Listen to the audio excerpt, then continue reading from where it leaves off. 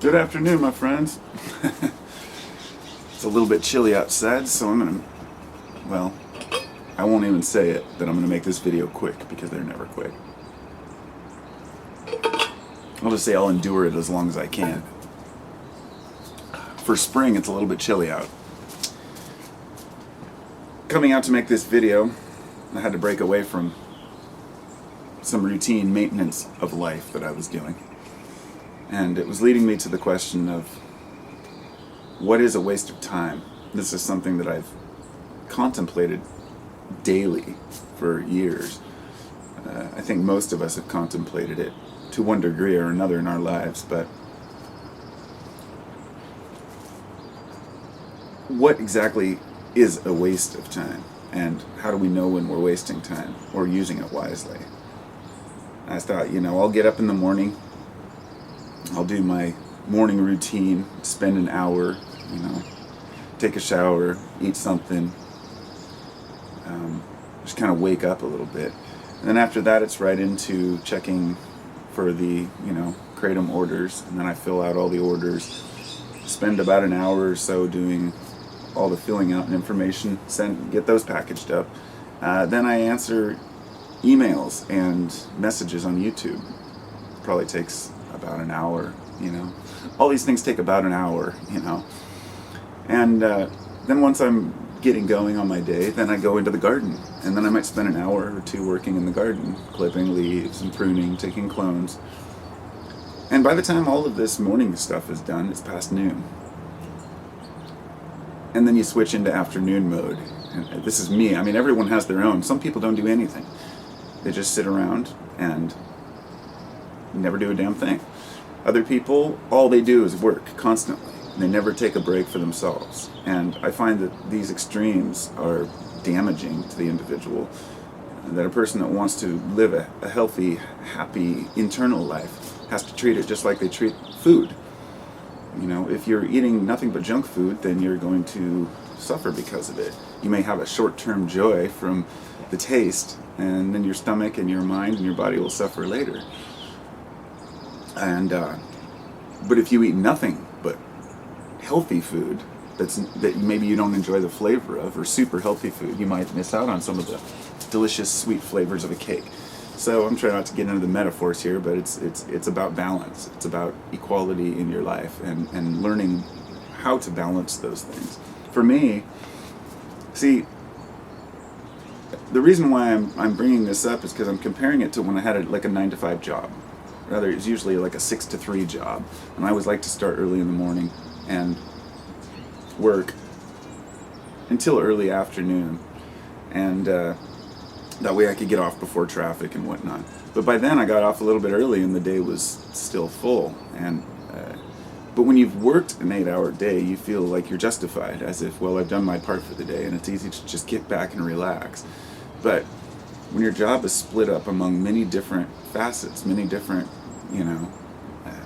the job that I do is much more difficult than jobs I've done in the past, even roofing or building houses, working on a food line where we process damaged goods that have bugs and maggots in them, pizza place. I've worked at some pretty shitty jobs in the past, and I know how easy it is to work a full day and then justify coming back and just kicking your legs back and watching TV.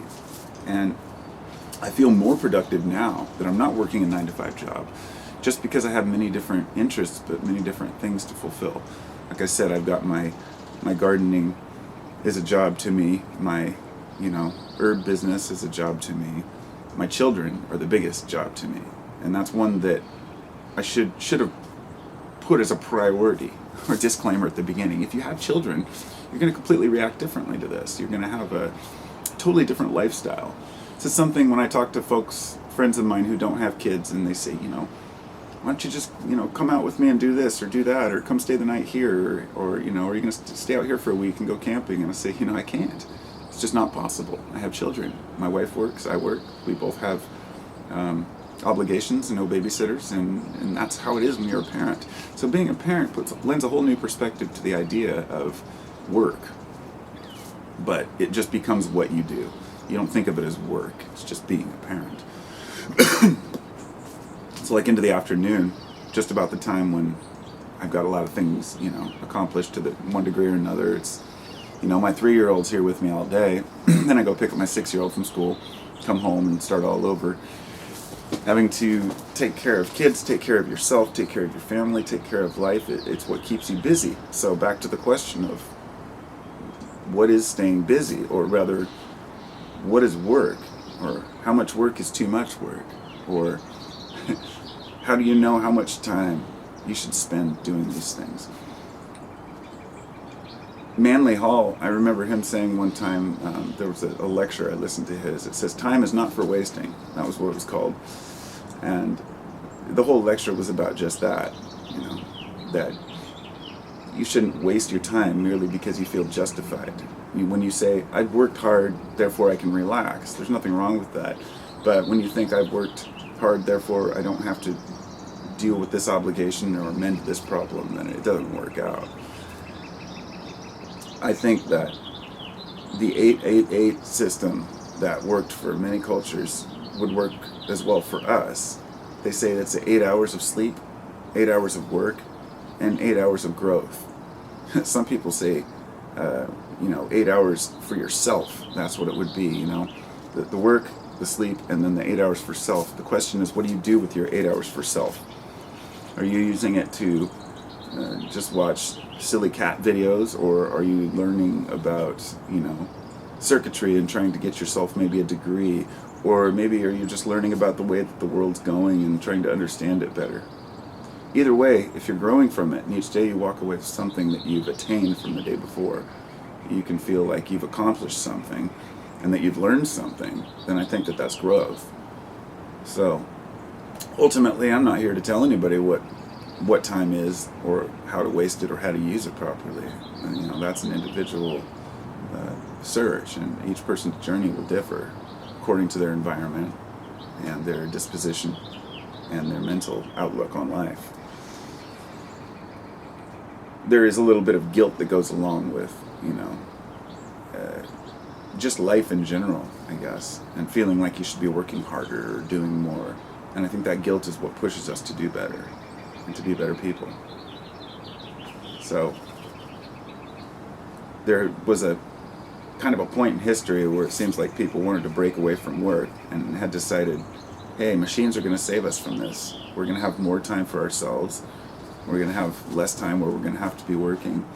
And it's only been a century or so, and it's taken us about that long to realize that we want to work, but we don't want everything to be done for us. That working is part of what makes us happy. Working is what drives our worthiness and our self-image, our self-esteem, if you will, to know that we've put in our part. The question is, each person's going to justify the work that they've done to be legitimate or want it to be validated. And so you can validate that internally or externally through other people, and that's individual search as well. It's a little bit of both, like everything.